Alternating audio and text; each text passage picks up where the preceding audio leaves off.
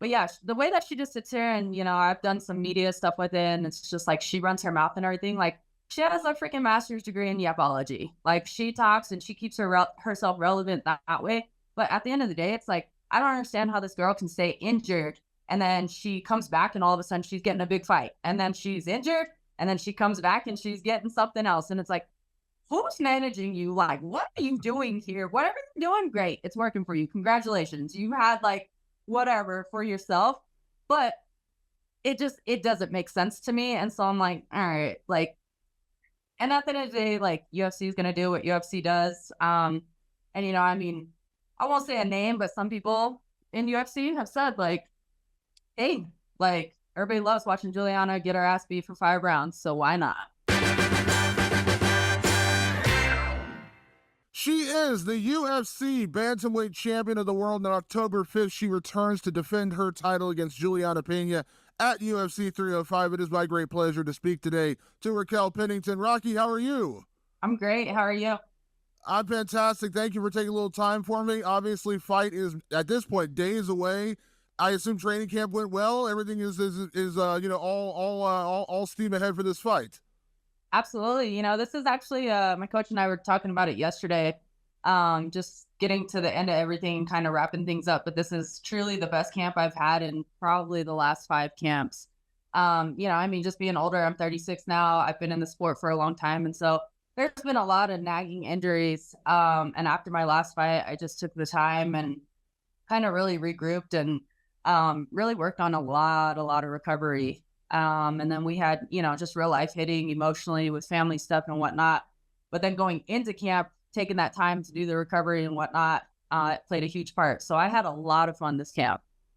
It's funny. So I've covered your entire career going, even back to the Ultimate Fighter. And obviously, we hear about injuries and times, where you have to either drop out of a fight or you come out of a fight injured. UFC did a really cool story of your timeline earlier this year, of like everything your entire career. And even though I've covered your career, I was like, oh my gosh, I kind of forgot. You fought injured so many times. Was it coming? And I know coming out of the fight in January, like you were dealing with an injury before that, and then you go out of that. Was that a big emphasis for you to try your best not to go into your first title defense banged up? Because you've done it so many times in your career. Actually, I mean, so with the title fight, yeah, I had a little bit of the nagging injuries going on and stuff. And it's like we adapted. I ended up getting stem cell in my shoulder. And it's like, okay, here we are. And like we pushed through it and everything. With that being said, I had a really great camp. But then during fight week, it's like, if it's not one mountain, it's another. Like I am so used to climbing mountains. It's almost foreign. Like this camp, I was like, all right, something has to happen because this is a little weird. But I just truly embraced it because I mean, like I said, I'm always climbing mountains. So then last fight, the going out to fight week, we're sitting at the airport and I'm on the phone with UFC. Like I can't even talk. I'm trying to figure out what medications I can take. We get out there. I ended up getting a TUE and got some medications. Felt a little bit better. And then I think from just the intensity of fight week, the lack of sleep, breaking down my body with weight cut. As soon as the weight cut happened, it was game over. I didn't recover like normal. I woke up the morning of the fight and I remember getting out of bed and I just started spitting up all this green mucus. I felt like I had razor blades in the back of my throat. Like my body hurt on a different level. Tisha wakes up. She's excited. She's like, happy fight day. And I just look at her and I try to like speak. And she was just like, oh my gosh, what the heck? Tisha spent her morning crying. It was quite the day to say the least. And so that is not the way I wanted to go into a world title. All that work I put in during camp, the side of me that I like unlocked and was so excited. I felt like I had the perfect opponent to go do it against. And then the game plan just went out the window. They're announcing me and it was like, I'm talking to my coaches, telling them how much this is going to hurt because I had no adrenaline. And they were like, listen, we don't care what this fight looks like. Do not care. All we need is for you to get your hand raised at the end of the day. And I was like, all right. And that's what happened. So, I mean, it's been interesting. It's been an interesting career to say the least. It's not something that I'm born to. But I'll tell you what, like I said, I had a lot of fun this camp. It was great just going into a camp actually healthy and being able to function and not go home and feel completely broken or having to deal with something and having to try to find time to be at physical therapy or at the doctor's office. It's wild too, because if you would have said before the fight you were sick, to go out there and do what you did to Mayra Bueno Silva, outwork her and basically, tire her out and just, especially in that third, fourth, and fifth round, no one would have known you were sick. Like no one in the world would have known you were sick. And I know it didn't come out till after the fight, but it's wild what you can will your body to do. It really is, and it's one of those things where it's like, for me as an athlete, everybody's always like, hey, how mental is this sport? And I'm like, it's 90% mental, 10% physical. And so for one of those things, it's like, okay, I knew exactly how I felt. My coaches knew how I felt. My sports psychologist was in the room with me. Like, we're trying to gear up. And like, the more you tell yourself you're sick, the sicker you're going to feel. So it was like, I tried not to talk about it. I knew exactly what I was feeling. And it was just kind of like letting it be. And it's like, all right, we're truly rolling with the punches. Like, here we come. And yeah, I mentioned it after the fight, but this crazy sport, like, it doesn't matter. And I'm big on staying authentic to who I am. And I love sharing my story, like there's going to be somebody out there who had the same struggles, who's on a similar journey, and it's going to inspire them and motivate them. But when you're sitting here and you talk about it or whatnot, you're going to have all the haters and they're going to be like, oh, you just absolutely suck. Like, you shouldn't be in there for a world title, this, that, or another. But I'll tell you what, I'm damn proud of myself knowing exactly how I felt and still going out there and achieving the ultimate goal. Absolutely. And I know, like, a lot of your career, you've been the underdog. You go into the Miesha Tate fight. She's coming off a championship fight. She's supposed to be, it's her chance to get back to the title. You go out there and beat her. You've been an underdog. And even going into the fight with Mayra Bueno Silva, she's coming off the big win over Holly Holm. Everyone's like, oh, here's the new person. She's going to be the next star. And then you go out and beat her. So this is kind of a role you've played where you just overcome the odds over and over and over again in your career. This time though, coming into like when you're going into your first title defense, do you feel that, like, because I know people say like you do feel different when you win a title, like you have a bit more swagger as a champion, or do you prefer still once again kind of playing a bit of the underdog? I'm always the underdog in my mind, and that's what I've been for the last 14 years, and that's never changed. And so I love stepping up to that plate, and it's like, hey, you can keep hating on me, you can keep dissing on my name, you can keep lacking the respect that I absolutely deserve, but at the end of the day, like I said, I'm genuinely proud of me because I was never handed anything. Like, I've worked from the ground up. I've never turned down a fight. I've always been a gangster when anything's been offered to me. No matter how I felt, I went into it. The fight before with Miesha, 2 weeks before that fight, I tore my shoulder and then fully tore my bicep the rest of the way in the fight. People don't see those things. They don't see what the athletes genuinely go through. So like the career that I've had and like just the ups and downs and the things that I've truly accomplished, and now getting here, becoming a champion, like, all right, I became the champion. That was the ultimate goal, but the goalpost is always moving. So now here we are in the title defense. Like, but in my mind, nothing changed. Like, okay, I'm the champion and my coaches have reminded me of that, but I'm still like that humble athlete and I still have goals for myself. And that's what I'm still trying to go out and conquer and do. And like with this fight, yeah, we're going out there and it's my first title defense, but I'm not even thinking of the world title, honestly. Like, that pressure is off.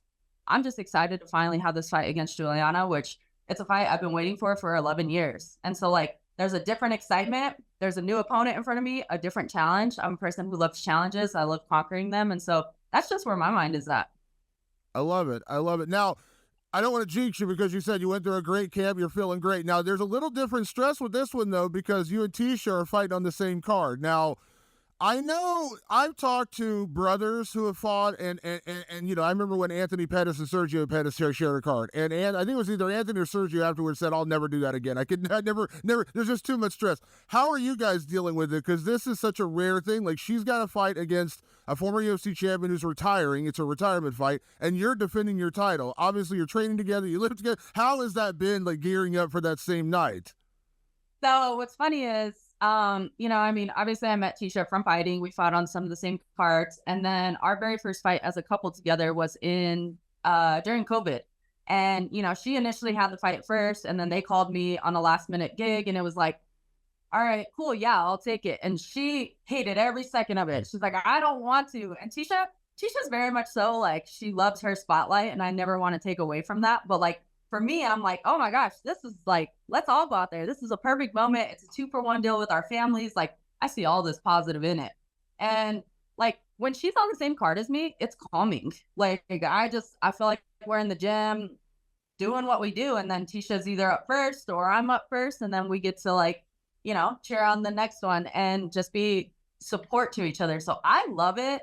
I think 2021, I want to say she was fighting Mackenzie, and then they called me on a 9-day notice against Aspen Ladd. And I was like, well, I'm in. And then I had to come home and tell her that news. And she just like, she had her emotions with it again. And this time around, this was actually my idea. Because Tisha was just, I mean, she fought Mackenzie and she lost to the judges. She fought her last fight against Tabitha and lost to the judges. And like, this sport truly has the highest of highs and lowest of lows. And people don't understand that. And I mean, I seen the struggles she was going through and whatnot. And so I came home one day from training and I'm like, hey, like, what are you doing? And she's like, I don't know. And like, you could tell she just didn't know. And it was like, Tisha, what do you want to do? Are you done with fighting? Because she's toyed with the idea because it's just, she's in that slump. And I was like, I personally, like, I think you still have it in there. Like, I personally think you just need to find like your rhythm again. You need to have fun with it. You're not having fun and stuff. And so let's find that. And I said, why don't you ask for a fight? I don't know. And then I leave for the afternoon and I come home and she's like, hey, I got a fight. And I was like, really? Like, what just happened? And I'm like, when? And she's like, I don't know. I just told him October. So I'm thinking right after your fight. And I was like, I think you should ask for October 5th. And she's like, I don't want to fight on the same card as you. And I was like, yeah, you should do it. Well, then sure enough, she just reached out and she's like, hey, why don't you put me on the same fight card as my wife? And he's like, done deal. And I was like, oh, this is perfect.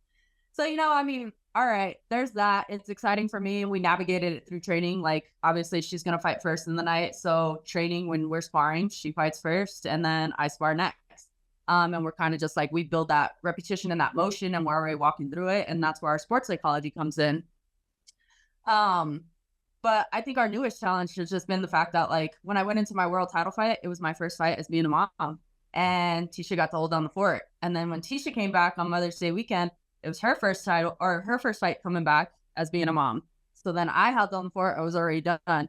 And now like we've learned the true definition of what it takes. Like it takes a village to raise a kid because my best friend has stepped up. My mom is there like crazy. The rest of my family, and everybody's just navigating. So Alea's been a trooper through it all, but needless to say, it's been a busy couple months, not just for Tisha and I, but for the baby. And so it's been an interesting balance, but it's been pretty smooth. Yeah, I can imagine. Yeah, that's wild. I forget, obviously being moms too. That's a whole other animal thrown into the thrown into the mix of getting ready for a fight. Yeah. Raquel, having followed your career and seeing you fight, and I hope you take this as a compliment. Like I've always considered you a blue collar worker. Like you're not the one out there talking trash. I don't remember ever hearing you really say a bad word about any opponent. That's just not who you've been. You just got out there and done your work and beaten and had an incredible career. But it feels like this one's a slightly different just because of the history you share with Julianna. I know Julianna now, talking about trash talking, Julianna likes to talk a lot of trash. She said a lot of things. How have you approached that knowing that there is a little bit more history? As you said, this is a fight you've wanted for 11 years. This is a fight a lot of people thought would be the finals of The Ultimate Fighter. And I know she loves to bring that up. It was 11 years ago. You are a totally different fighter now than you were back then. But like, do you have to be careful not to get drawn into it too much? Because I do know some fighters are like, you got to be careful not to let the emotion get the best of you because that's when you don't fight at your best. And you said fighting is 90% mental. Yeah. Yeah.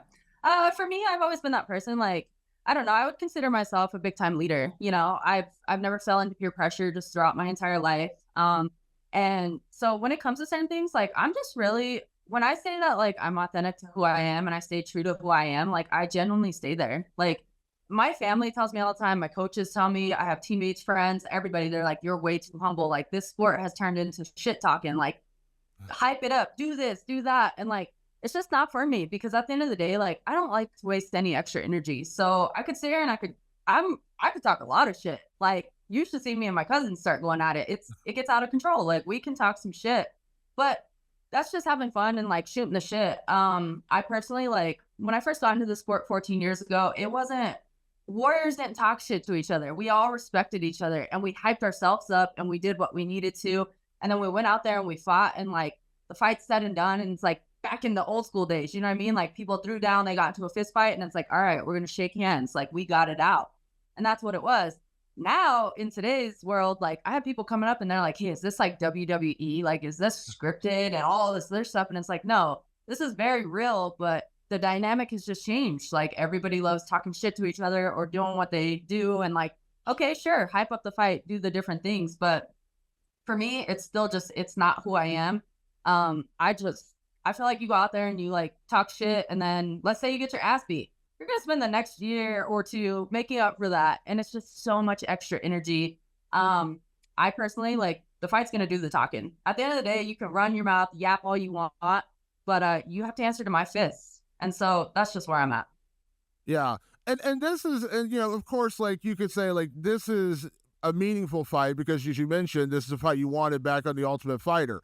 On the flip side, and I'm not saying this to, like, stir up, the fight is, days away, so you're fighting Julianna, but there was a little bit of pushback saying, does she deserve this? Because she's been out for 2 years, and her last fight was a pretty lopsided loss to Amanda Nunes. And I didn't realize this. And again, I'm not saying this to knock her. I'm just saying, doing the research, I realized that she doesn't have a win over anyone on the current UFC roster.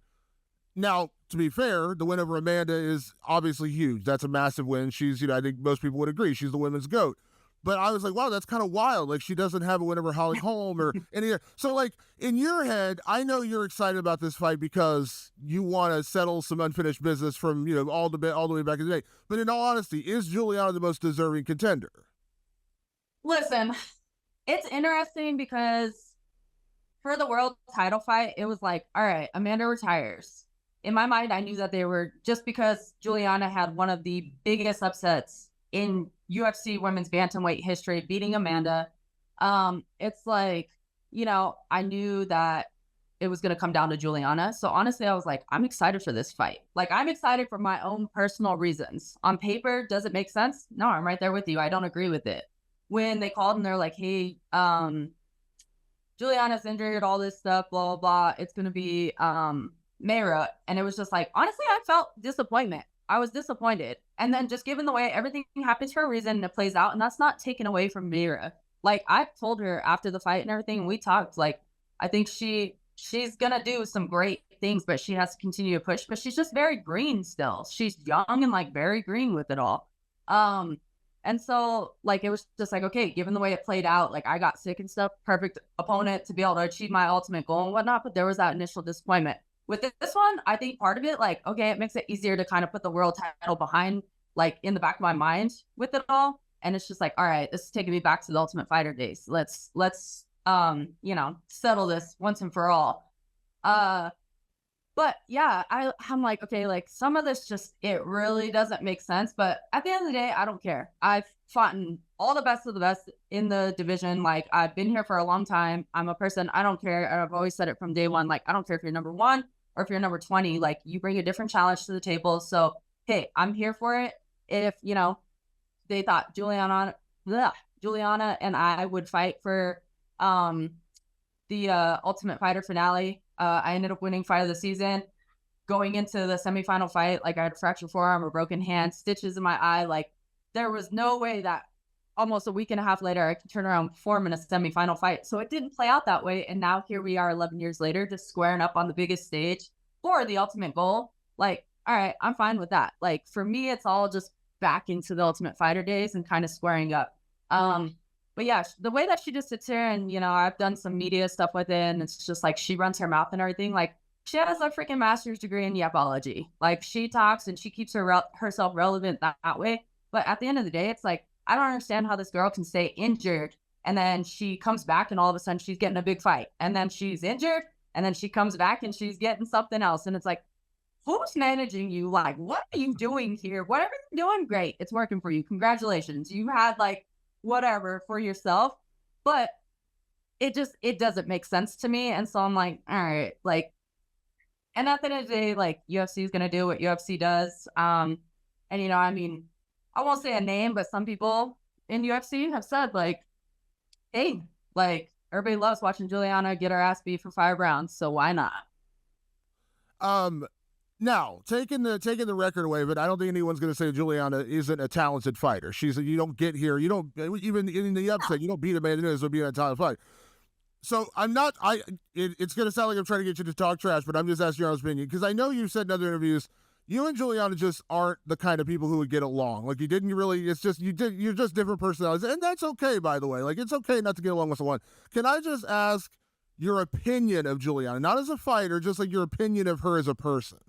I mean, so here's the thing, is like, my mom raised me to like get along with everybody, and I've always taken people under my wing. I'm an ambassador against bullying. Like it's like people just I love people in general. And when I went into the Ultimate Fighter, I knew of some people, and I knew their names or whatnot, but like I didn't necessarily like know anybody. And so the Ultimate Fighter took me out of my comfort zone. I was locked in a house with people I didn't even know. And we have to learn how to get along and whatnot. When we got in there, everybody was bullying Julianna. Like I honestly felt bad for her. And it was just like, then, things play out. They pick the teams and whatnot. We're roommates and now we're teammates. And it's like, okay, cool. Like, so for me, I personally like tried to take her under my wing. Like nobody wanted anything to do with her. It was like she was lonely and it's like, damn, this show is just starting. We're gonna be in here for 7 weeks. And so I tried. And needless to say, like I'll give it up. Like I learned really quick. Our personalities are very different. It's like, hey, like you stick to your side and I'm gonna stick to my side. And it was just, living with somebody, like there was little things. Be careful, baby. There was little things that sorry. No, you're fine. Mom life. She's just finishing up training, so she'll be on shortly. But anyways, there was little things that just, they just added up, and it was just like over time of living with somebody and like seeing the different personality types, like I just couldn't deal with it anymore. She just got under my skin with just her personality. And I'm not going to sit here and like bash her and cut her down and whatnot, because there's so much more to all of us as people, but she's just not somebody that I want around me. We're going to say that. Yeah, and I know, listen, we know how this sport works. I mean, you've probably seen it on, I don't know how much you're on social media, like, Merab Dvalishvili goes out there and beats Sean O'Malley. A week later, Sean O'Malley's like, I really won the fight. I'm still the champ. I know it's Sean's being Sean, but, and, you could go out there and you could submit Julianna, you could knock her out in the first round, and 6 weeks later, there's going to be a comment saying, "Oh, I'm still a better fighter." Yeah, I'm doing that. But is there any party that feels like this is your chance to just kind of like vanquish Julianna from your mind? If you go out there and beat her and dominate her and do what you've done so many times in your career, that you could just kind of finally put her behind you? 100%. 100%. Like, this is not a thing where it's like, okay, we're going to have this ongoing battle. Like, I'm going to go out there, I'm going to beat your ass. I'm very confident in like the fighter that I am, just everywhere I'm at in life at this point, being 36 years old, like my mind has just truly like shifted with so much. I've unlocked a different part of me. And that's what I was excited from our world title fight, because like I have yet to like impress myself. And now like that camp, I impressed myself. This camp, I just blew myself out the water. So I'm like, I have my own expectations. I'm excited. And I just want to go out there, and I feel like with the emotions that I have towards Julianna, the history that Julianna and I have, like, it's just going to bring out the best in me. And then that's my stamp. Like, I'm done. 11 years ago, the Ultimate Fighter, the question of everything, the animosity I had towards you, that annoyance I had towards you, we're done. It's said and done. And like, here I am. Like, we'll shake hands, and that's what it is. Or at least I'll shake hands. Yeah, I was gonna say, do you think when it's all over, you can shake hands with her when it's all said and done? Yeah, I definitely will. Like, at the end of the day, I've been a competitor my entire life. And when it comes to it, like, this is competition. This is obviously like my legacy and my journey, and my ultimate goals as a person and stuff. But at the end of the day, it's still competition. So, I wish no bad will against anybody. I actually wish them all the best. And after a fight is said and done, like, I'm the type of person that like, okay, social media, it's a thing, whatever. Like, if we're not following each other, I'll jump on. I'll support you. Like, after we fought, everybody who I fought, I've jumped on and I follow their careers, make little comments when they have fights coming up, whatever. Like, at the end of the day, it's competition, but that's the end of that. Like, you know what I mean? Yeah, it's funny because I remember that very famous photo when you were winning your title and Amanda Nunes was watching from the background. I know she commented to you afterwards, like that was a person you fought. And afterwards, I loved that she like was encouraging you and rooting for you. And I love that photo of her watching you in the cage during the title fight. That's great. Like that relationship.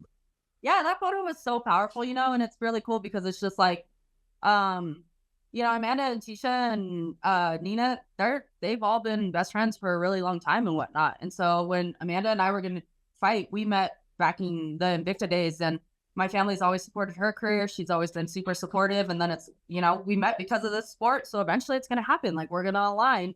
We aligned, and like life was crazy. shit happened. We got into a fight. Like, it obviously didn't go my way and whatnot. But at the end of the day, like, we're still people. We still had that friendship outside of it all. Like, I still, like, was very much so a fan of Amanda and like wishing her the best in her career and vice versa.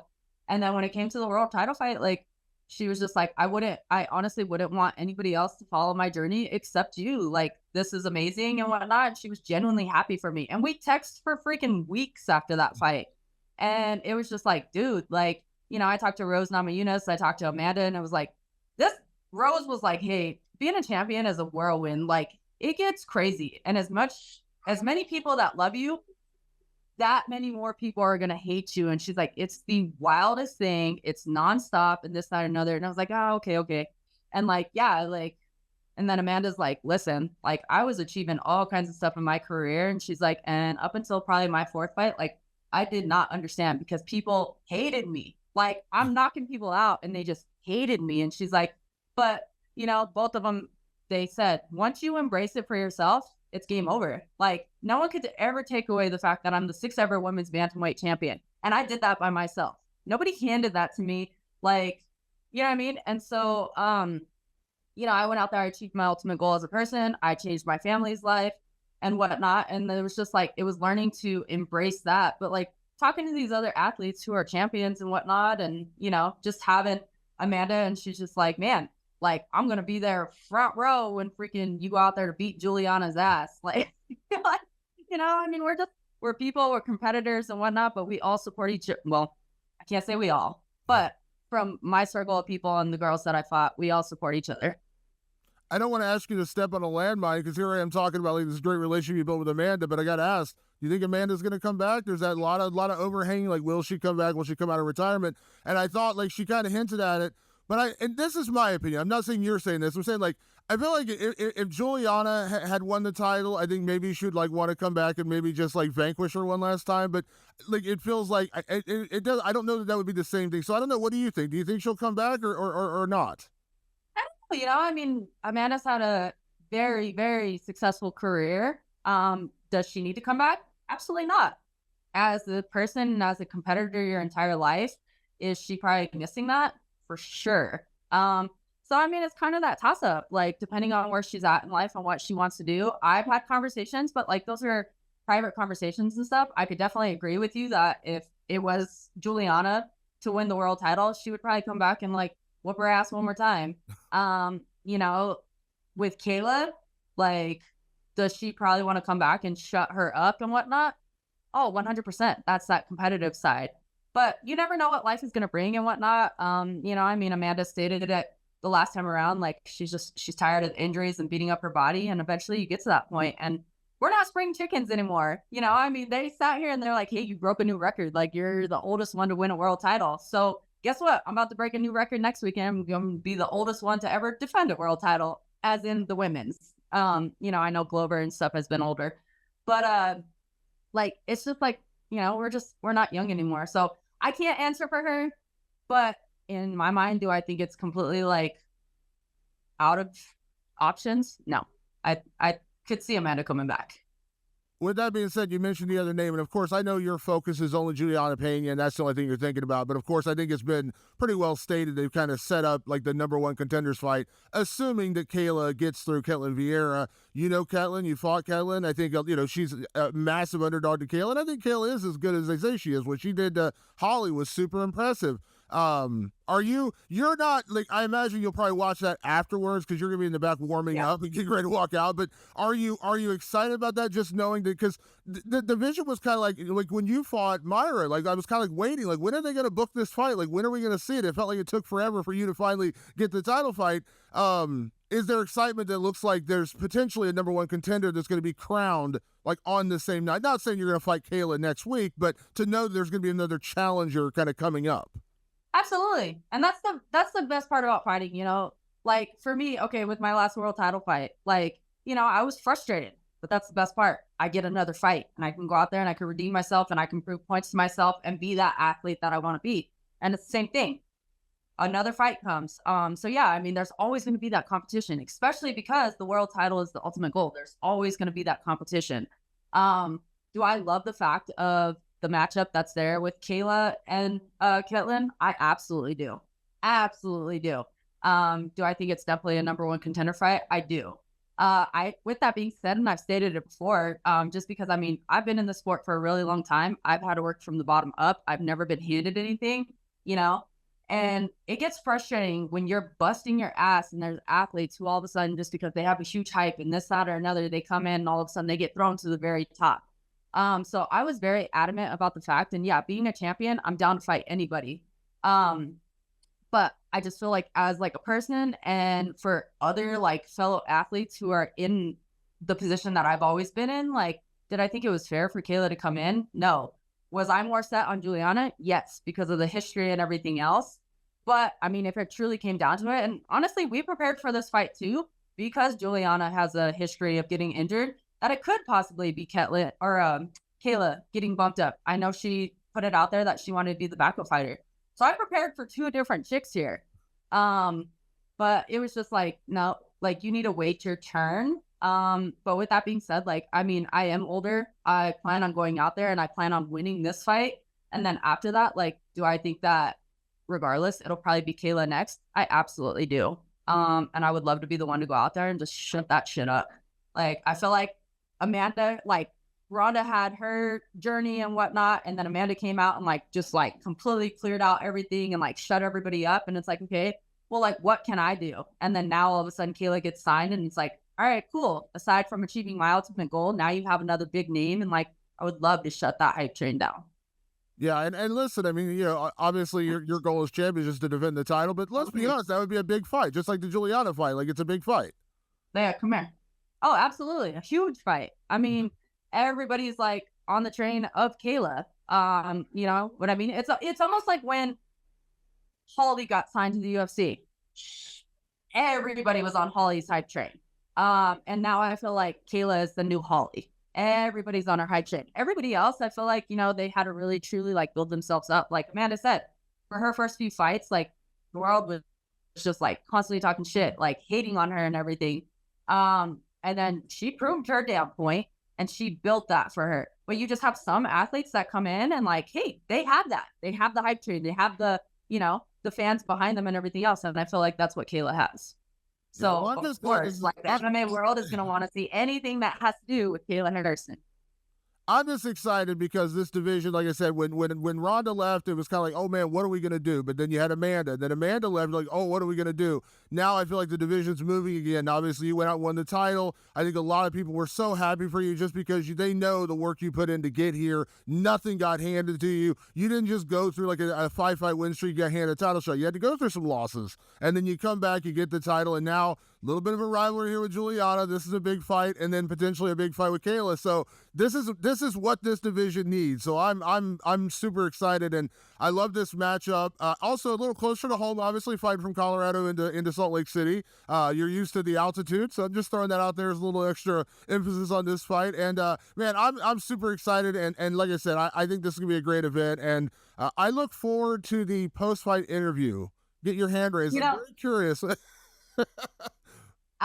I'm so excited. I don't know. Like I said, I mean, I can't really state it. And, you know, each and every fight that comes around, like us as athletes, like we feel certain things. I know I've done interviews where it's like, I felt a certain kind of way and whatnot. And then like, there's a little mountain and stuff, but like something just truly shifted. For one, me becoming a mom, for me just being older, like my mind has just truly shifted in life in general as an athlete, like going into this camp and having like such a phenomenal camp, relighting that flame, getting the fight that I've been looking forward to for 11 years. Like I was just telling my coaches yesterday, it's been a really, really long time since like, cause there's those up and downs in camp. There's the up and downs with emotions, everything going into a fight. And I was like, it's been a really long time since I'm just like so excited. Even all my coaches, they're like, hey, we don't know what shifted in here this camp, but like keep this shit going. Because I'm just like, I'm genuinely like excited for this opportunity. And I'll tell you what, they brought me out at the beginning of this week for a little media day in Salt Lake City. And while we were out there and we went to the hockey game, I did not realize the Utah fans are like, man, they are fight fans. Did not realize it. And the way the energy in the arena, being able to walk through the arena already and just like feel that, like oh my goodness, like I get goosebumps sitting here thinking of it because it's just like it's exciting. Like it's just gonna be a great freaking weekend. And for me, like, I'm a super family oriented person. And with this one, Tisha being on the card, our daughter's gonna be there. She's gonna get to see us both fight. Like that's a win in itself. We both had great camps. It's close to home. And when I say entire, like people don't understand how big my family is and how deep we roll, but like we're a Hispanic family. Like we have family dinners once a week, and like there's a minimum of 25 of us at each dinner, and that's our minimum. So like when I say my entire family from Colorado is gonna be there, plus my Florida family, which is my dad and everybody, is gonna be there, plus all of our close friends, Tisha's family. Like, how can you like? I'm like, oh my gosh, we are so blessed. Like, this is just gonna be so much fun. Um, I'm just, I cannot explain my excitement behind this. So like, I mean, I'm excited. Like, if you cannot tell, I'm excited. You're ready. You're ready to punch somebody right now. I can tell. I'm ready. I've been ready for a couple weeks. Like I'm on the struggle bus trying to finish up camp because I'm like, I don't know how much more shape I can get in. Like, I don't know what else I can do. Like my tools are so sharpened. I have the ultimate game plan, multiple game plans on top of that. Like I plan on going out there and like performing. I love it. I love it. Well, Raquel, thank you so much for taking a little time for me this close to the fight. I really do appreciate it. Obviously, have safe travels out to Utah. Best of luck in the fight. Not that you need it. And man, let's plan on catching up after. I would love to hear the aftermath of the fight. So let's plan on catching up after your first title defense. Absolutely. Sounds good.